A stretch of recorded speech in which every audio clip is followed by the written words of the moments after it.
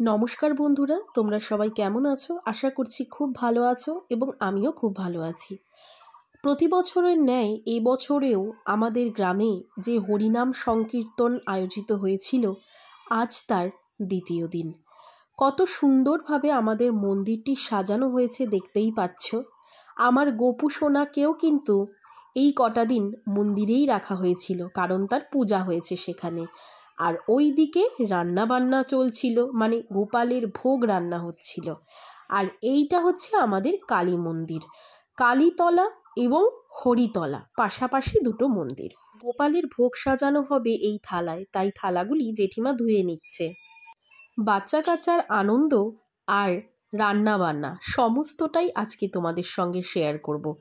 যে কটা দিন ধরে গ্রামে অনুষ্ঠান হয়, সে কটা দিন গ্রামের সকলেই একই জায়গায় খাওয়া দাওয়া করে, একই জায়গায় রান্নাবান্না হয়। আর রান্না করে আমাদের পাড়ারই জেঠু, দাদু সকলে মিলে। তো রাতের রান্নার আয়োজন তো তোমরা দেখতেই পাচ্ছ। তাহলে চলো এবার আমাদের রাতের বেলা যেভাবে অনুষ্ঠান হচ্ছে আমাদের মন্দিরে তোমাদেরকে দেখাই। সব জায়গায় গ্রাম নিয়ে আমারও মনে বড় আশা ছিল যে 12 বছরের ক্ষুধা আজ আমি নিবারণ করব।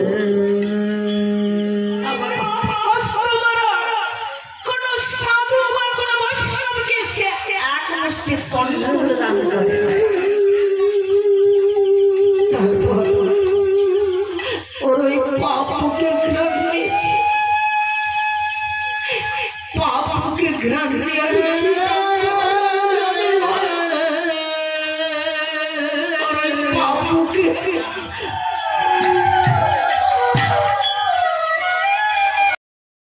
খাবার দাবার থেকে শুরু করে ছোটোখাটো সমস্ত রকমের জিনিসই কিন্তু এখানে বসেছে। একটা ছোট্ট দোকান বসেছে তোমরা দেখতে পাচ্ছ, যেখানে বাচ্চাদের খেলনা উঠেছে। আরেকটা দোকান তোমরা দেখতে পাচ্ছ যেখানে তুলসীর মালা, শাখা, আংটি, গলার হার সমস্ত কিছু এখানে রয়েছে। তো যেহেতু গ্রামের একটা অনুষ্ঠান, তো ছোটোখাটো করে কিন্তু এখানে একটা মেলা মতো বসেছে, দোকানপাট বসেছে। ছোট ছোট বাচ্চারা কিন্তু খুব আনন্দ করে এই হরিনাম সংকীর্তনের সময়। এখানে একজন বাদাম ভাজা নিয়ে বসেছে, আরেকটু এগিয়ে গিয়েই দেখো ফুচকার গাড়ি বসেছে আবারও একটা। তাহলে কমতি কোথায় বলো?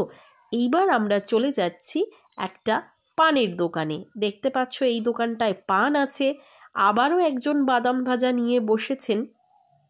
একটু এগিয়ে গিয়েই দেখছি দুটো আইসক্রিমের দোকান বসেছে।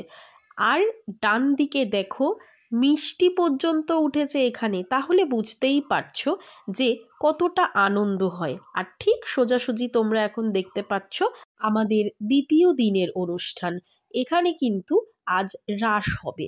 তো সন্ধ্যায় আমি যেহেতু গিয়েছিলাম, তাই খুব বেশি লোক হয়ে পারেনি। আস্তে আস্তে প্রচুর লোক হয়ে যাবে এখানটায়। এই ভিডিওটি তোমাদের যদি ভালো লেগে থাকে অবশ্যই কমেন্টে জানিও এবং চ্যানেলটি সাবস্ক্রাইব করে বেল আইকনটা প্রেস করে রেখো, যাতে এর পরবর্তী ভিডিওগুলির আপডেট পেয়ে যাও।